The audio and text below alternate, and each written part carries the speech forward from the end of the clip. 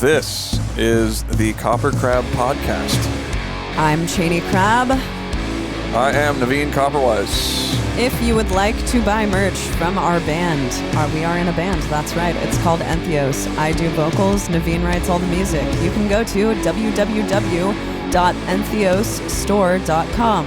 If you would like to buy podcast merch, go to www.KoperCrabb.bigcartel.com.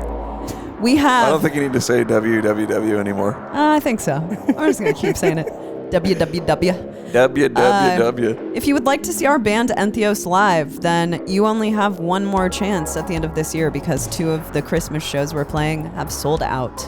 So those dates are... Well, actually, I'll just tell you guys the date that you have left because, sorry, if you snooze, you lose. You've got the 20th. Where is that at, Naveen? Worcester, Mass. Worcester. You've got the 21st. Where's that one, Naveen? Long Island. I don't think so. Yeah, because it ends in New Jersey. Oh.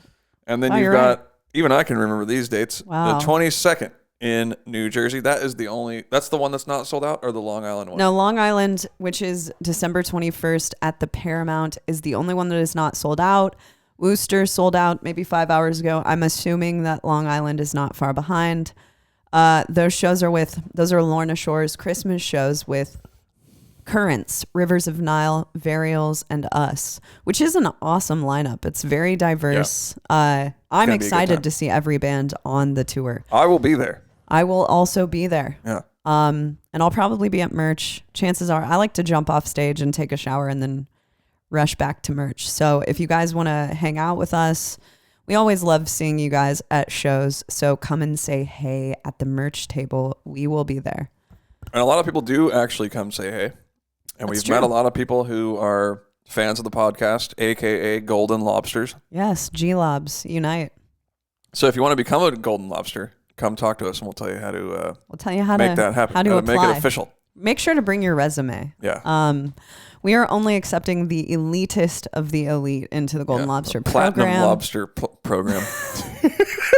So we're going to need to see a resume, and we need 3 contacts. No, hold on. Now we actually do need a Platinum Lobster. Platlob. Plitlob. Dang, that is hilarious. Yeah, so anyway, bring your resume to one of those shows, and we will see what we can do. Make sure to bring 3 contacts that we can contact. Maybe you have to have a Golden Lobster vouch for you to get in. Yeah. I don't know. Yes. You got to, it's like a chain of command. Yeah, we'll figure it out. Yeah. We're going to figure it out. But the Platinum Lobster is hilarious. I love that. So yeah, come to one of those shows. It's going to be a fun time. I'm looking at this flyer right now, and I got to say it's really cute because every member of Lorna Shore is drawn as one of a Charlie Brown character. Yep. It's really cute. Cute like So Snoopy. come for the flyer alone. Otherwise, you know how it is. You guys are going to be outside of the venue, and Will from Lorna Shore is going to be making all those crazy animal sounds, and you're going to be able to hear him from outside, and you're going to be like bawling, crying. Just, oh my God, I want to hear the animal sounds. So we should just do the whole podcast about those shows. Yeah. I'm sure that our manager will be there, so you can come and meet him. He's kind of a Where's Waldo, actually. Yeah, he's kind of a guy. Anytime I see a picture of him pop up, I'm like, wow, there he is. There's just Steve. Like in the corner of the picture. He is. He's like it's like half sighting. Of his face. Yeah. I saw him in pictures with a Whitechapel one time in Mexico, and it was almost like he was trying to like not be in the picture definitely. A bit. But he has a lot of mystique. He has mystique. You can meet Naveen's dad will be there. My dad will in fact be there. I believe that Naveen's uncle will also be there. That's true. And some of my cousins. And some of Naveen's cousins. Yep. It's gonna be it's like a family affair. Mm-hmm. It's gonna be a good time. So come and hang out. Yeah. That's about all I have to say. You know what? I might get my nails. Well, I'll probably not get my nails done at Worcester. There's a place down the street where I like to get my nails done, but it's the first day of tour. My nails are going to be done. It's going to be cold. It's going to be freezing. Yeah. I'll probably have a coat on. I will definitely be wearing a huge coat. But so those are going to be a lot of fun, man. I couldn't think of a better way to end the year. We're going to be playing some new songs at those shows. It's going to be a good time. Yeah, for reflecting on a good year. This was a great year. I loved it. Yeah, me too. A lot of surprises this year. Weird year. Drake shared I know. a Drake video. made contact with Chaney. If you went back Which is in insane. time, if you went back in time to me 12 years ago when we lived in LA, I mean, I still listen to a lot of Drake, but that's like the craziest. I mean, I still don't even really believe that happened. So that was a cool thing that happened. It's very Matrix glitch in the Matrix situation. Super glitch in the Matrix. Yeah. Our band, everything's been going so awesomely for our band. We're really excited about it. And it's because of you guys. I know I say this a lot, but making music and being a band and having a band is truly just one aspect of it. The reason that we get to continue to travel the world, live out our dream, play music, be on a label that we love, have cool people around us, it's because of you guys. 100%. So thank you so much for another year of listening to our music, our podcast, and we're really excited to share the next chapter of our band with you guys. Another thing we did this year, we made a new EP. We did. We made a new EP. It was our first time ever working like directly with a producer for the entire process, and I think it turned out to be the best thing that we've done. Yeah, I'm really excited about it. Obviously, we're gonna say the new thing we did is really great and the best thing, but why wouldn't you think that? That's what I'm saying. I know it becomes so cliche, and people are like, of course it's the best thing. Yeah, but I mean, that's what making it would be music's sad all if you about. made something new and you thought, well, it's not actually the best thing that I've made. Yeah. It's Imagine doing that. It's okay. Yeah. I never want to listen to something we just did and be like, it's all right. Yeah. I mean, you know what's cool to me though is when people are like, The Infinite Nothing was better, which was our first album. That is so cool to me because it means that people like I don't know if that's supposed to be a comment that like gets under someone's skin, but it's like, whoa, so you like our music, the older version of me? That's really cool. That's super awesome. I still made that. Yeah. Same person right guy. here. Same person. Depending on how philosophical you want to get. Totally. So yeah, we're really excited about that. We got Gizmo, our cat. Gizmo, there he is. He's just asleep over there now. For those of you listening who can't see, well, honestly, you can't really even tell what's going on here because it just looks like a pile of cat. Which it technically is. It's that's his head is over here. You know what I mean? It's hard to tell what's going on there. It's really hard to tell. Just a little cute pile. Well, especially if you're listening. That's him. If you're just listening to this on Spotify or something, you're like, "What cat?" Yeah. Well, there's a cat. If you only listen to us on Spotify, I feel like you should check out the video. I think so. Probably now's a good time because our set today looks better than it's ever looked. That's true. So I actually spent like a whopping 1 hour and made it look a lot better. Damn. Kind of sad. Kind of sad. But on the pre-show, which is what we do over on Twitch. Oh yeah, we forgot to talk about that. Yeah, we stream the podcast on Twitch. We do every Tuesday at 7 Central Standard Time. On the pre-show, it's even more laid back than the podcast is, if you can believe that. But we were talking about how do they do it? Yeah, how we want to improve this show and take some requests from you guys about guests potentially. Oh yeah, totally. So we've got some people in mind for, because I think, so I was explaining on the pre-show, I think the rest of December we're just gonna kick it, me and Naveen, and I don't even know if we'll be able to do an episode the week after next. Kicking it. Naveen's really super busy doing a lot of crazy cool stuff this month. This month is like the best month of my life. You know what's crazy is that when you're in the middle of things like that, it's like you've got so much stuff to do. Mm-hmm. It's like, this is the best month of my life, but I'm the busiest I've ever been in my entire life. Doesn't mean it means it's the exciting month and a lot going on. Mm-hmm. But I get really happy when I'm really busy because I'm busy doing stuff that I love doing. Totally. So today you did a Minel shoot. Yeah, so that was my first mountain to climb. Yeah.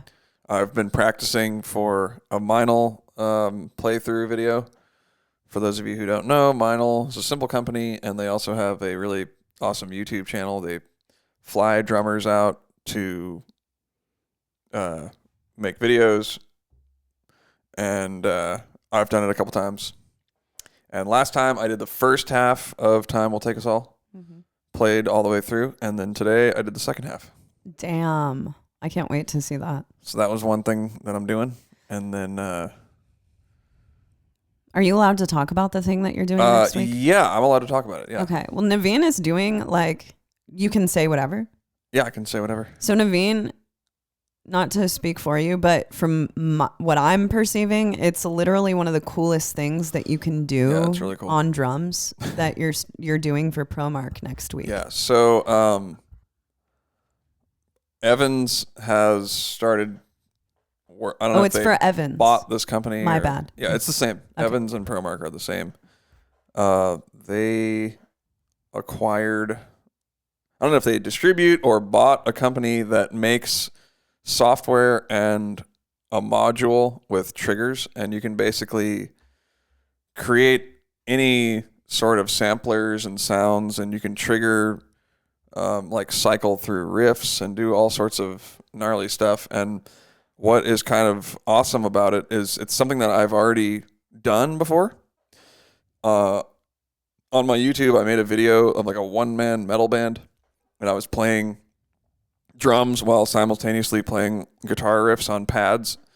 And Aaron, who is the guy that I know who works at Evans, saw the video and was thinking you'd be perfect to do a demo for this new product that we have coming out. And so he asked me to put together a 15-minute set of material like that video. And I'm going to go fly out there and actually play a live show in Brooklyn, New York. Yeah. I've had the pleasure of being able to watch some of it that he's done, and it's truly mind-blowing stuff. Like, absolutely insane. And I'm looking forward to hearing the entire set. I believe they're shooting a video of that, right? So you'll have... Do you know where it's going? The show? Yeah. Yeah, it's going to be at a venue called Baby's All Right. No, I mean, like, where's the video going after the show? YouTube. They're going to make a video of the show. Oh, dude. Yeah. So it's going to be awesome. So yeah, so what I'm doing is I'm playing a whole set of, it's metal music, and the kick drum will trigger different guitar notes. It's and crazy. So none of it, there's not even loops. It's all just real time, me playing the drums, and while I'm playing the drums, all these sounds are being triggered. Yeah. It's hard to explain because no one else has done it really. I mean, essentially it's like the future of a one-man band. Yeah. It's it's like integrating, you can integrate, I mean, it's, you know, that you can do as much as your mind can come up with on it. Yeah. It's really, if you have familiarity with like recording and samplers, that type of thing, then this is definitely the thing for you. Yeah, so it's pretty mind-blowing. So he's going to do that next week. And then, of course, Let me see if this is open to the public. Literally the day that Naveen gets back, our band flies in to play these Christmas shows. So it's a pretty damn busy month. So the thought of getting guests this month is a little beyond what we can do. But we're going to start having guests back on the show next year. So if you guys have any ideas for guests, we of course have a lot of ideas of people who we want on the podcast. Luckily, there's a huge influx of amazing musicians into Nashville right now, which is where we live. So I think that we'll be able to get a lot of cool people on in person. But we're not opposed anymore to the idea of having people on, you know, digitally. Okay, so hold on. This just in. There's actually, you can go to this show if anybody wants to go. Oh, if you live in New York. Yeah, I'll put the ticket link in the YouTube. Sick.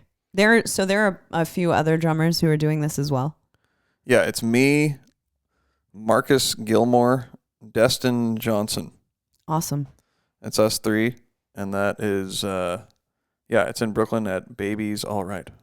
Well, that's amazing. Yeah, that's really cool. I didn't even know there was a flyer for the show. Hell yeah. Yeah, you got to post that in the Discord. Yeah, absolutely. But yeah, so we're going to start having guests on the podcast again. We've had some amazing guests in the past. Yeah. If you guys haven't checked out, I think maybe like 15 episodes or something was weird, and we kind of just branched off into it being me and you. I can't remember. Was John or Warforged the last guest that we had? I don't know. But yeah, we have, go and check those out if you haven't. Anyway, next year we're going to get back to that. And that's really exciting. Yeah. So another thing I wanted to talk about today. So there's this, I posted, I don't know if this is controversial because it was like kind of funny to me. But there was this like list from Reddit's from the subreddit Metal for the Masses, their top deathcore bands ranked. And, I was just like scrolling down this list, and ENTHEOS showed up at number 31, yeah. Which is awesome to me. And the reason why it's so awesome is because I wouldn't generally like associate our band with being deathcore. We have some elements of deathcore, I'm sure, just like we have some elements of like, tech and progressive. But overall, I think that I would refer to our band as just a metal band. It's kind of hard to fit us into a subgenre, really. Yeah.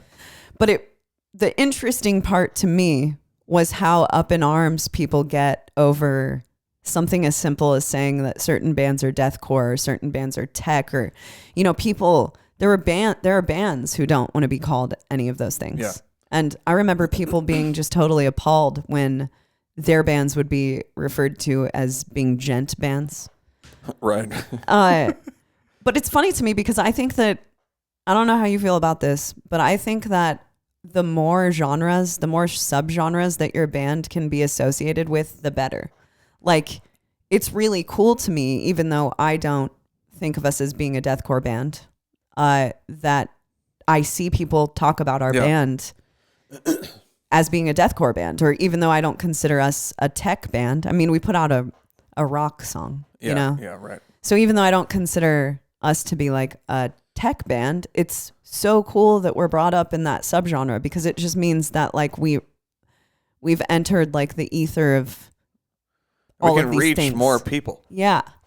And I think it's for us, we've never, I mean, for me as a person, my whole life, I've never said I'm going to be X type of a band. No, never. And so I think I think that's why our music has appealed to so many different genres, because we have influence from a lot of different genres. Totally. And I think that, not wanting your band to be associated with a certain genre or something is always kind of silly to me. Yeah. Just because, like, who cares? If people like your music, then what difference does it make? It's honestly just a talking point. It's kind of the same to me as, when people will get really mad about their band being called like a female fronted band, for instance, which I don't dislike that, because it just means that it's another subcategory for people to talk about us in. Yeah.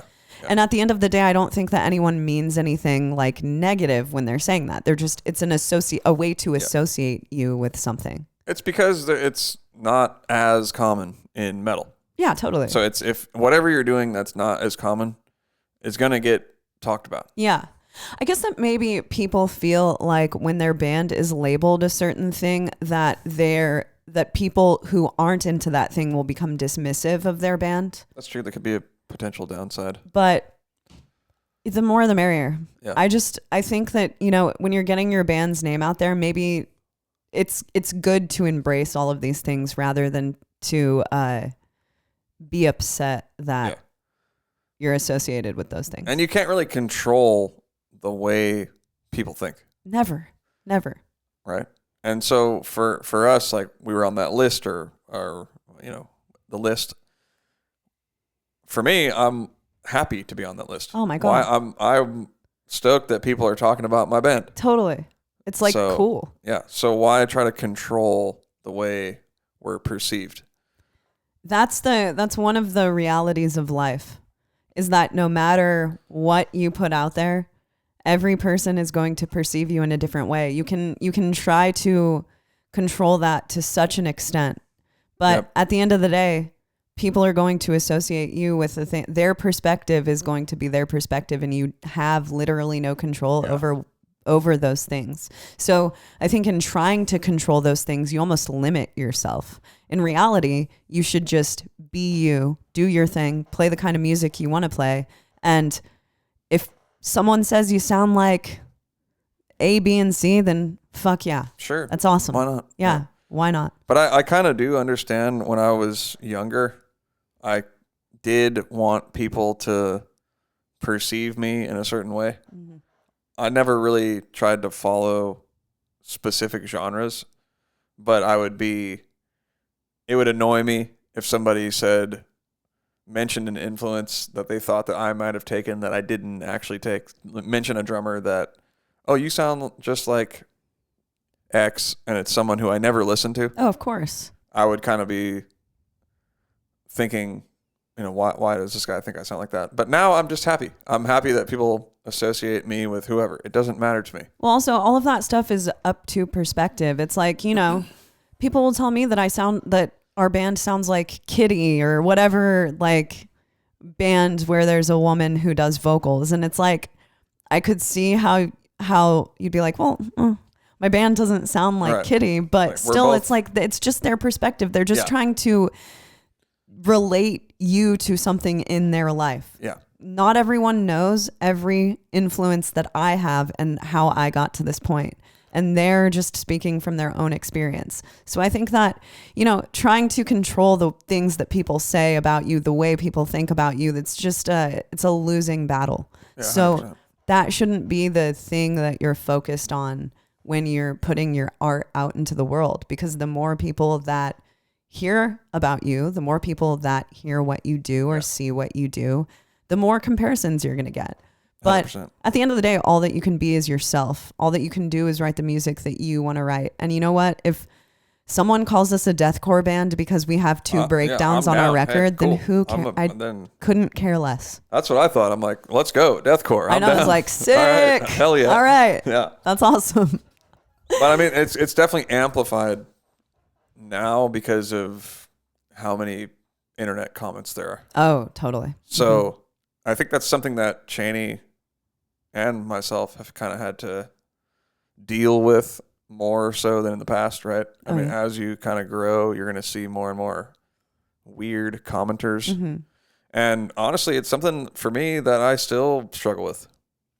Yeah. Seeing comments that are just so off. Yeah. Totally. You want to like smash your phone, jump through the screen. What is wrong with this guy? Or even if I see people commenting on stuff that has nothing to do with me. I know. When I think that they're wrong or out of bounds, it upsets me. Mm-hmm. And I'm really trying harder to not let that kind of stuff get to me. Absolutely. I've even been trying to just not read comments on any post. Mm-hmm. Because it's becoming a habit for me. You see the post of whatever it is, it's a meme. Let me go in there. Yeah. And then it's just, it's a war zone. Like, it's just total mayhem. I don't know if it's too much of a distraction. Yeah. I think that there are times where you can maybe feel one way about a video or a thing, and then you go and read the comments, and then they can almost sway your opinion. Yeah. So I don't want my opinion to be swayed by what the peanut gallery. Yeah. Like, I just want to form my own opinion based on the information that I am given, rather than hearing other people's opinions and then letting that affect the way that I think about something. Definitely. So. But do you find yourself kind of how I'm feeling with the commenting? Oh yeah. I'm just so sick of comments. Well, the other thing, I need a comment shower. The other thing is, I'm pretty convinced that when you go and read comments, a lot of negative comments are pushed to the top.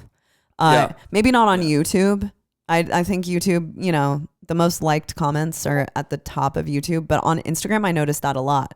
I'll go to an Instagram post and click on it, and it's like negative comments will be at the top. So it looks like there's an incredible amount of negative comments. But if you scroll down a bit, you see a lot of positive comments. So I don't know if it's just a conspiracy I've made up in my head, but I do think that because of the state of the world today, where negativity does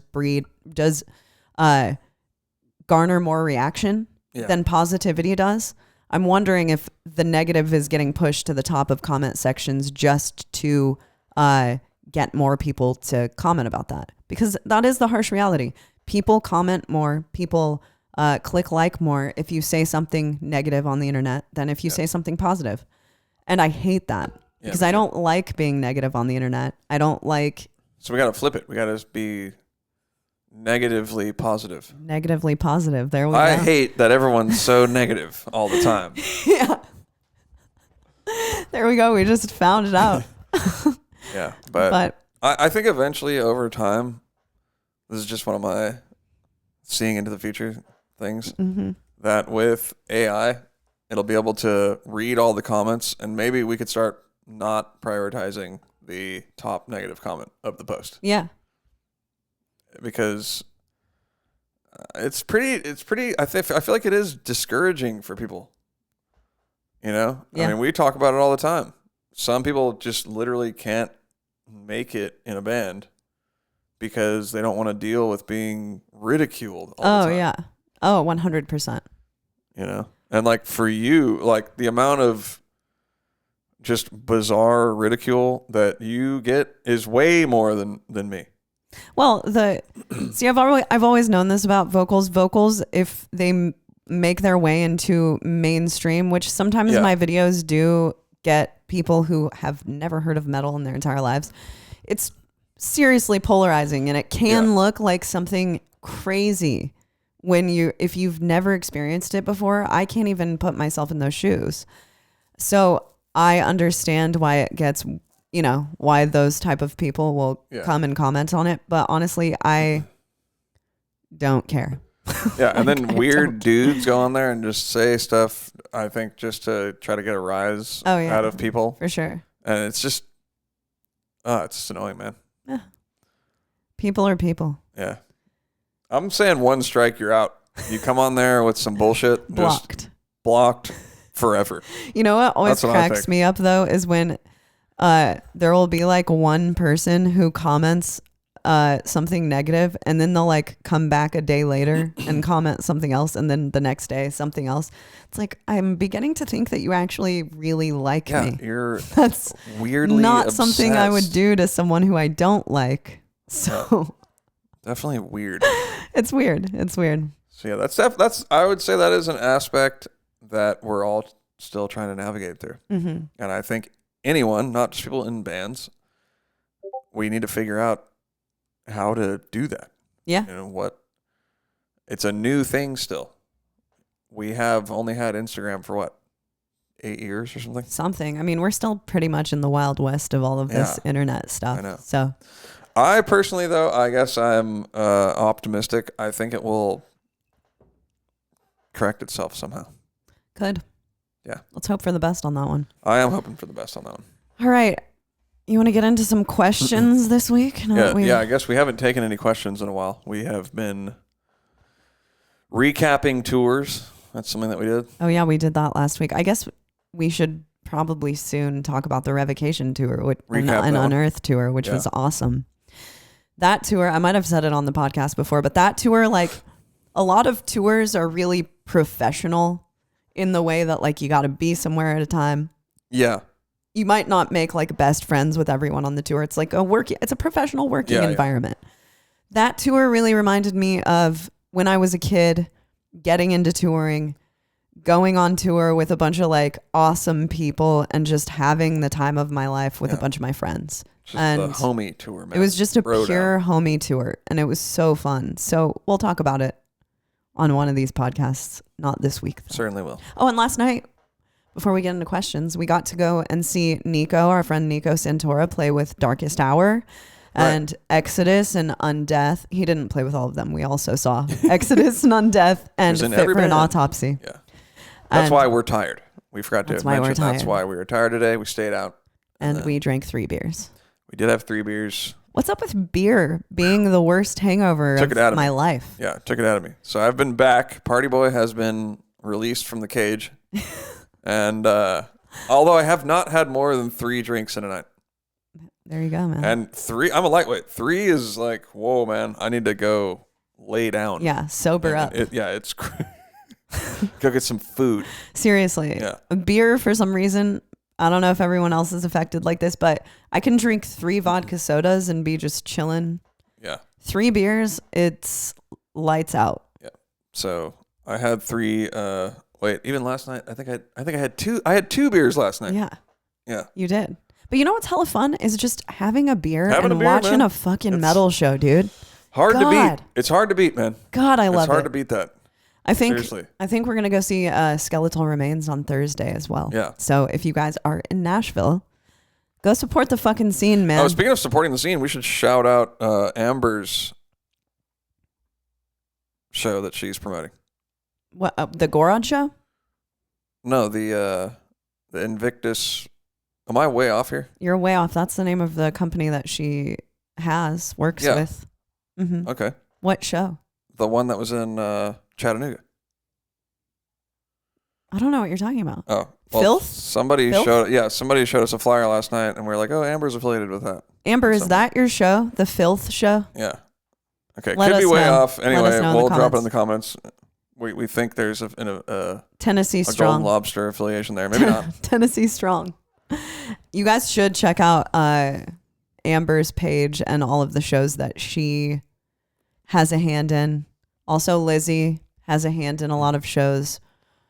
We are Potential platinum lobsters. What we're talking those are about. those are two. I'm gonna go ahead and say those are plobs.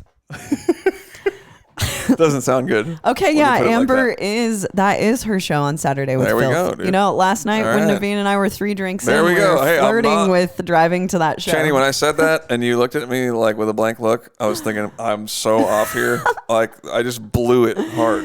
Filth is sick, man. Filth is sick. Yeah, so that would be So Amber and Lizzie are promoting Gorod in Knoxville, okay. which would go long drive. They're playing here the next night. So We'll be there. and I think that our friend Kayla is actually promoting the show here. So we'll be there. And that's with Wormhole. Yeah. We love those guys. Yeah. We should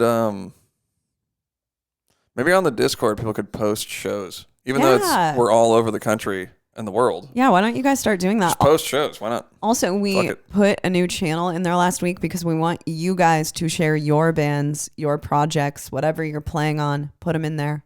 And we are going to play some in post shows.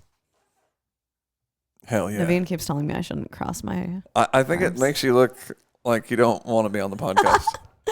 That's just how I look, dude. It's resting arm face. Yeah. What's up with this guy here? Yep. All right. So let's get into some questions. Hold. Shut the front door.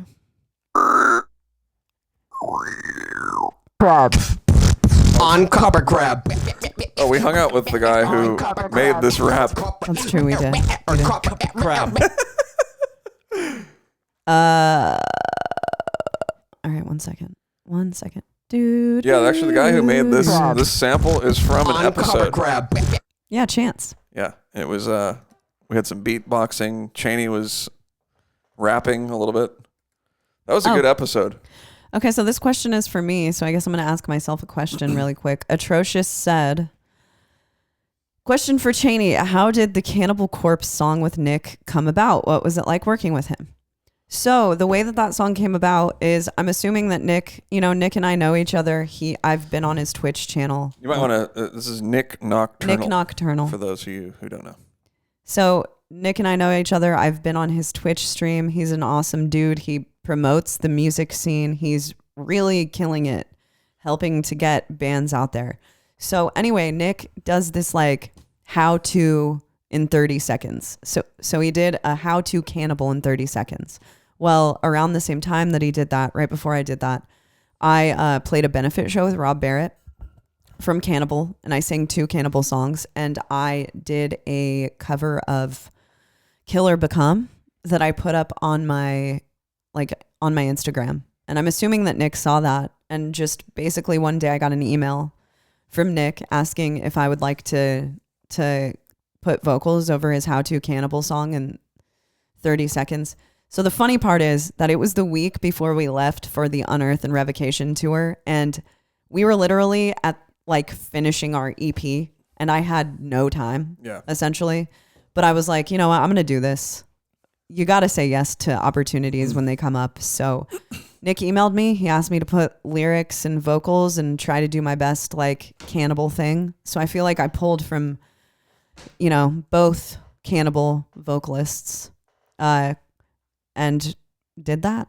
Yeah. So it was a really easy process. I think we did it one night after tracking the EP. Yeah, we did. We just banged it out in a night. I was like, oh man.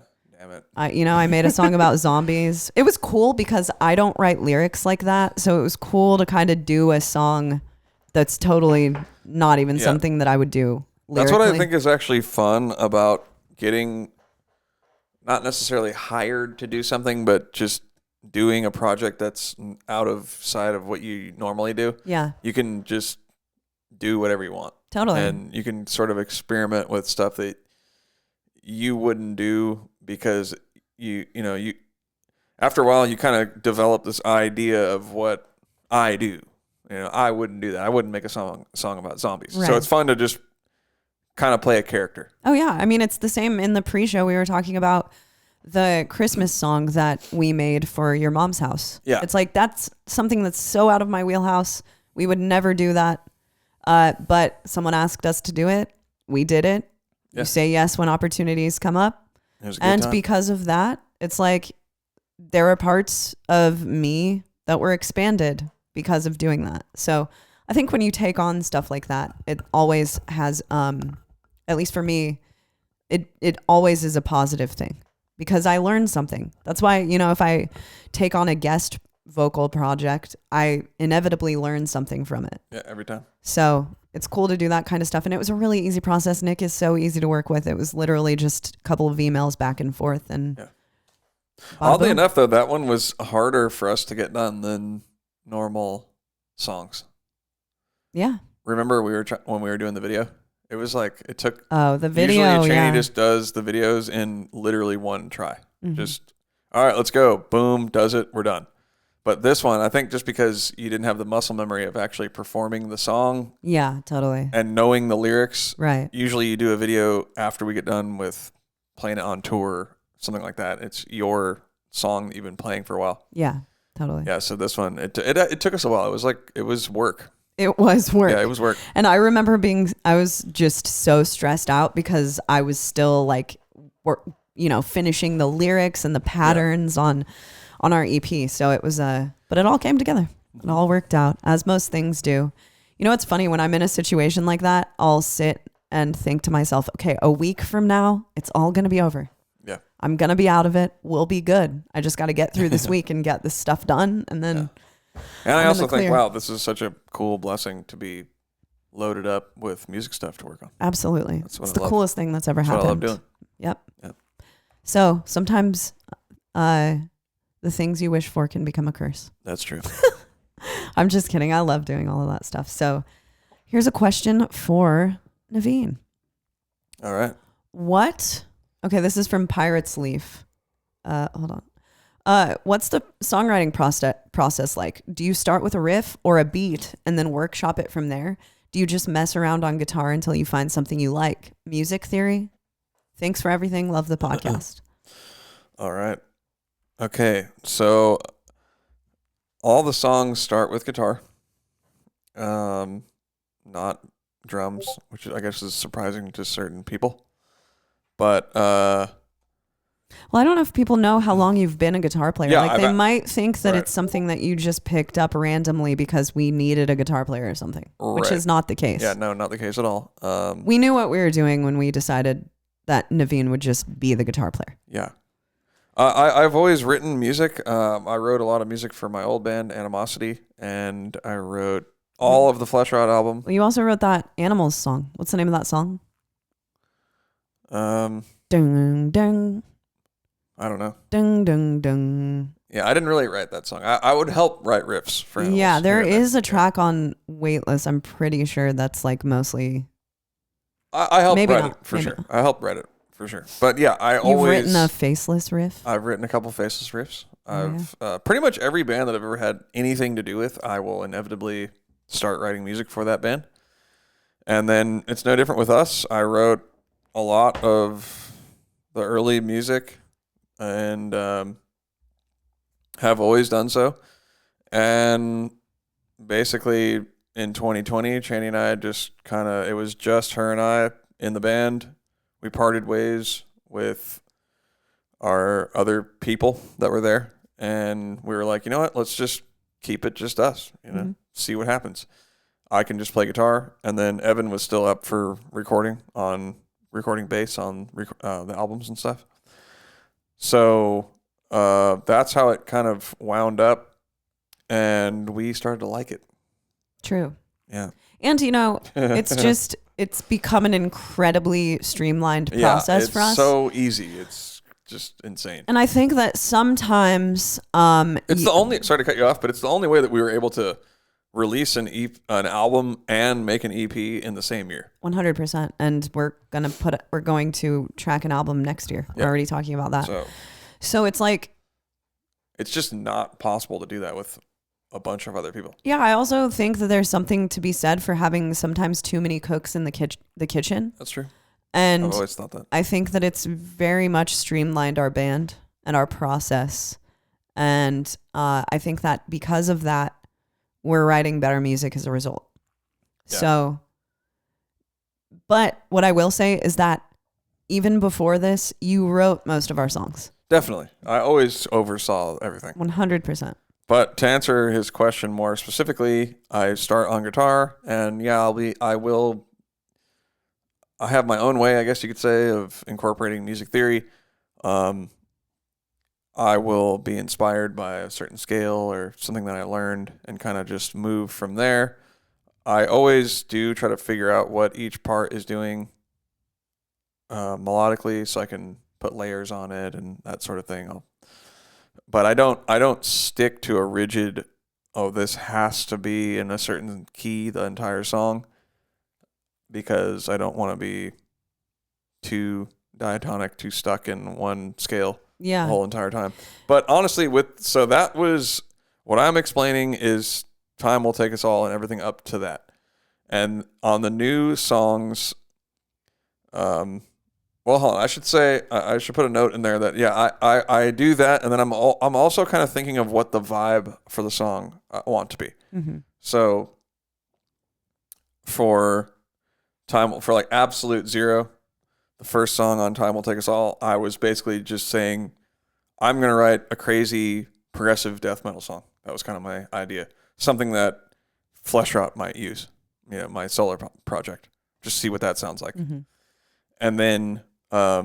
Moving from there, it kind of just naturally started to morph into this other song, which was In Purgatory, and I just kept going with that flow until I got to 20 minutes, and I was thinking, wow, this could be a cool EP, maybe. Yeah, we weren't totally sure what we were going to do with the beginning of Time Will Take Us All when it was written musically, because we have a single that we put out in 2020 called Remember You Are Dust, and the first half of Time Will Take Us All was all written before that song.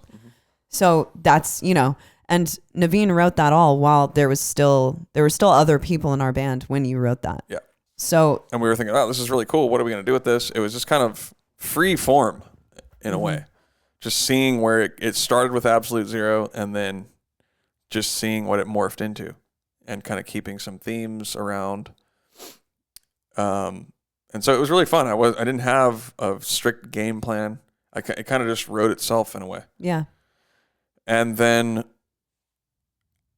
after we wrote that and after we went on tour and played those songs a bunch, I was thinking what would really be cool in our set would be some songs that were just a little more meat and potatoes. Yeah, like singles. Yeah, singles, if you will, because it's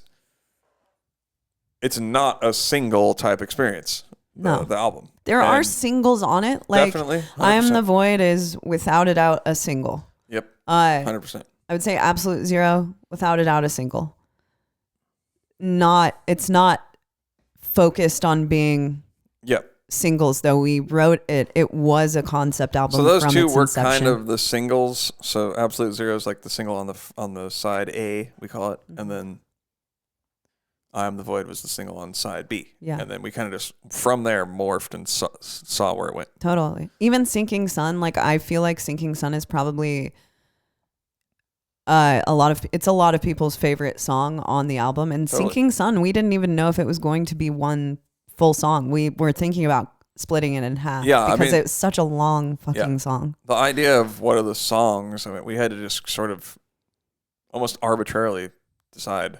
Oh, that seems like it was arbitrary. Yeah, it was good like place to end right there. exactly. I guess, It was written as two parts. It was not. It was written as two songs, and then after the fact. Yeah. And the reason that we wrote it as two songs, which is kind of funny, but was kind of smart on our part, was because only a certain amount of song or only a certain amount of music can make it onto each side of a vinyl. Yeah. So we were being very specific about what we could fit on each side of a record. Yep. So that is why it was written as two songs, because we're obsessed. Another record that does this, Soul Niger Within. Yep. We're obsessed with that record. We took some inspiration from that and we were like, okay, we're going to fit this perfectly. So if you have Time Will Take Us All on vinyl, you're actually getting a different listening experience because the first side ends perfectly. Instead of flowing into the next side, we made it actually end. Mm-hmm. It rolls out that kind of spooky interlude. Yeah, totally. Has an ending to it. Yes. And yeah, so it was really meant to be a vinyl. It's side A and side B. Yep. And A full listening experience. We wanted it. Yeah. It was written with full intention to be listened to from front to back. Yeah. Of course, when you're on a label, when the world is single focused, you got to put out some singles. right. So exactly. I mean, that was a cool experimental project, Mm-hmm. really, for us both. And it went great. We loved it. Yeah. Playing the songs live, I started to think, it could be cool to have a couple more bangers, Yep. some slammers in Yep. there. And so then I kind of had that in mind, and I made some more sort of boiled down versions of what I think is the essence of the band. In they're not less. They're more simple. The structures are more simple, but there's still obviously crazy guitar solos, and the drums are insane, and the vocals are. I mean, the vocals are really crazy. I think the idea was to kind of get it a little more streamlined and condensed songwriting wise, and then let the layers be really cool. Yes. Yes. So the EP is very much us focused on writing songs. And getting the pitch Which was going. awesome. It was so rad to do something in that way because we haven't necessarily ever thought about anything we wrote in that way before. Yeah. Like we went in and we had full intentions from the minute we started writing those songs to make them into singles. Yeah. So it's basically the opposite of Time Will Take Us All. Yeah. And we are a live band. We play hundreds of shows. So that just is going to come up when, totally. Writing music in your bedroom and then you go play it live, you kind of start to see it gives you some feedback. Absolutely. And it's going to inform how you make music in the future. Now, obviously, you run the risk of making the music too live friendly, and then it can come off as sort of contrived. Yeah. Right? Mm-hmm. If there's parts that are, just obviously it's a little too much for that. But so I think we were trying to straddle the line of let's make something that would be really cool to play live and would complement the more deep techie stuff. Totally. Live. Yes. There's one song that's pretty deep techie in particular. I mean, there's, we always have those elements of our sound, but there is one song specifically, it's the second single we're putting out that I would say is the techier song of the record. Yeah, absolutely. But yeah. Other people might hear it and just be like, "Oh, that just sounds like ENTHEOS," and not think any of this, think anything of it. Totally. So I don't know. Maybe we're overthinking it. But that's what was going through my mind when I wrote it. But I will say that is something that keeps the gears turning for the two of us. Like we both like to like throw something new. Like let's go for this on this one. Let's find a way to get all of the tracks to like string together and be this huge cinematic listening experience. Let's now try to write singles. I'm sure in the next, 8 months that we'll be writing a new record that we're going to come up with some cool stuff to try to do then. Yeah. But both of us really enjoy challenging ourselves. Yeah. And that's one of the cool parts of just continuing to make music is to challenge ourselves into writing new things. And I think it's one thing that keeps us from writing the same song over and over and from feeling stale about the project. And that is, to me, one of the coolest parts about us being in a band together is that we both really understand where the other person is coming from musically. Like Naveen gets the stuff that I listen to. I get the stuff that you listen to. We do not listen to the same music at all. No, we don't. Like we don't like the same music. There are places, not at all. I mean, we both love Air. We both love a lot of metal bands, but there's specific areas of music that we just don't listen to the same thing. But we both understand what the other person listens to. And I think that we are coming further and further in learning how to bring it all together into one cohesive piece. Sort of complement each other's influences. 100%. Yeah. 100%. Okay, Salva says, are there any genres outside of metal you would ever be interested in exploring or incorporating into your material? Love you guys. Naveen? Not really. I definitely think that we do. So for me personally,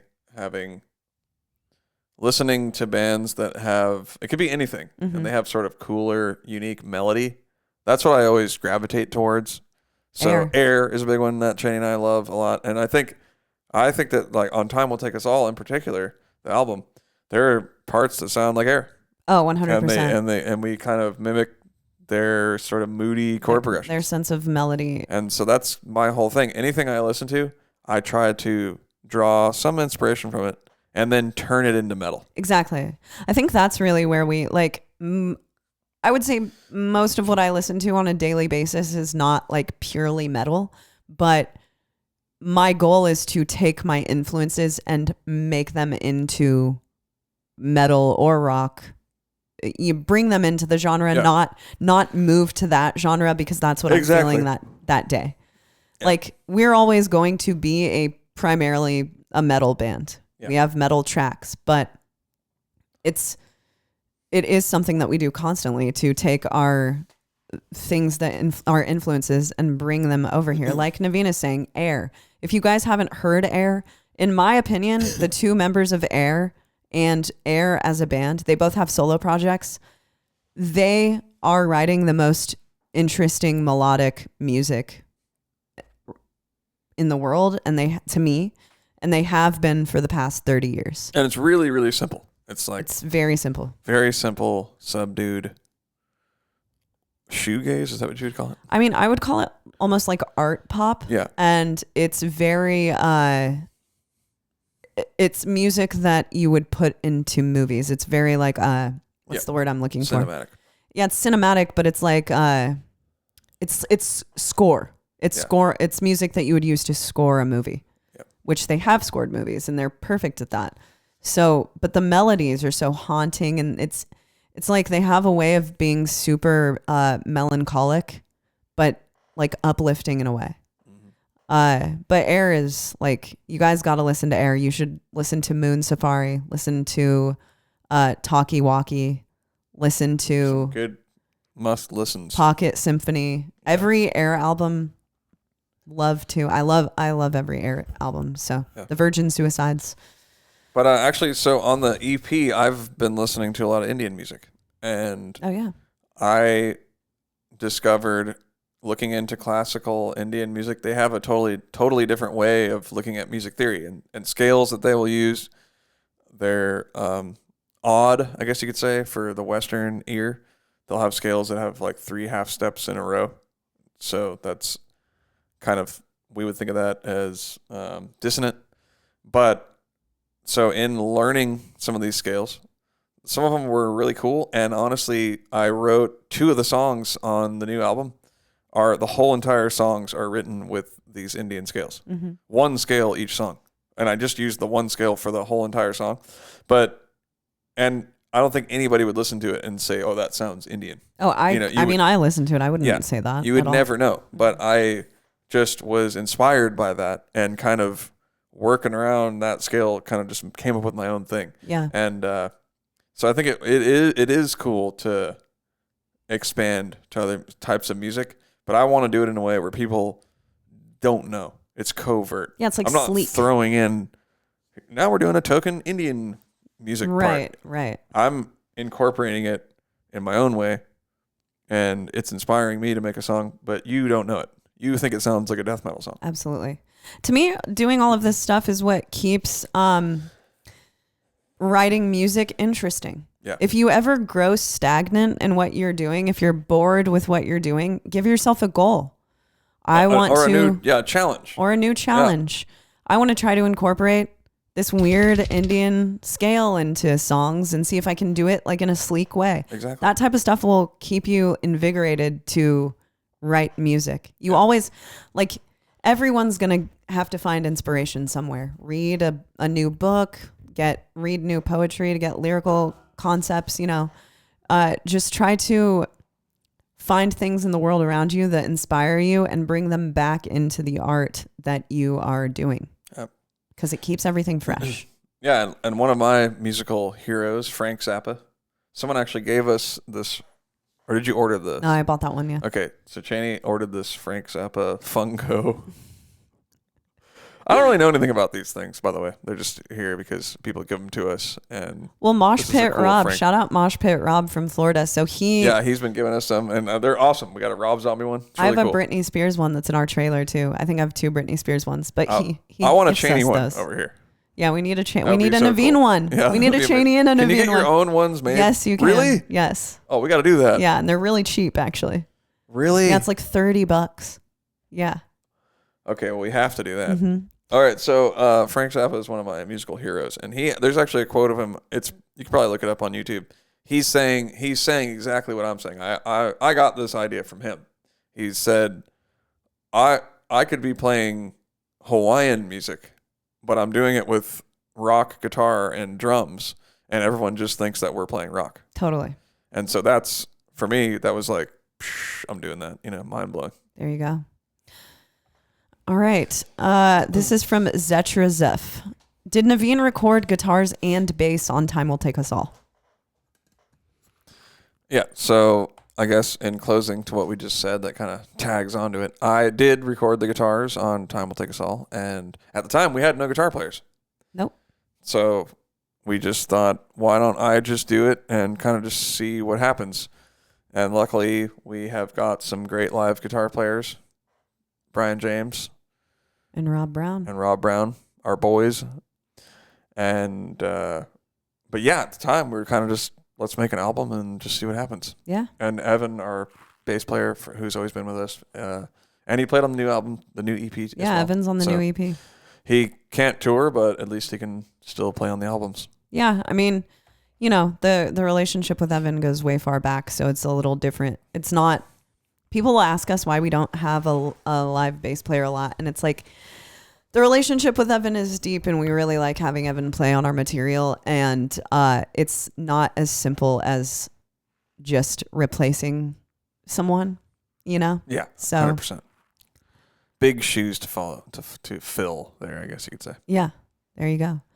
So, yeah. So let's see. There are some more questions. What's Copper and Crab? This is Greco. What's Copper and Crabb's top 3 metal albums of 2023? I don't know yet. I was actually thinking of getting my list together. Let's do that for an episode. We'll do it for an episode. That deserves its own episode. Yeah. I mean, I can think of 3 off the top of my head that I will probably name. But we all know what my favorite album next year is going to be. It's the new Chelsea Wolf looking like. So, Jeez Louise. Yep. Those 3 Chelsea Wolf songs that have come out are amazing. Yep. All right. Well, you want to kick it over to the post show? Yeah, let's kick it over to the post show. If you guys have any more questions, we answer them every week. We're here every week on Tuesdays, 7 p.m. We post the podcast on YouTube, on Spotify. You can listen to it everywhere. Throw questions in the Discord. Much love, you guys. Hell yeah. We'll Have see a you good guys week. over on the post show. Peace. Breathe, breathe.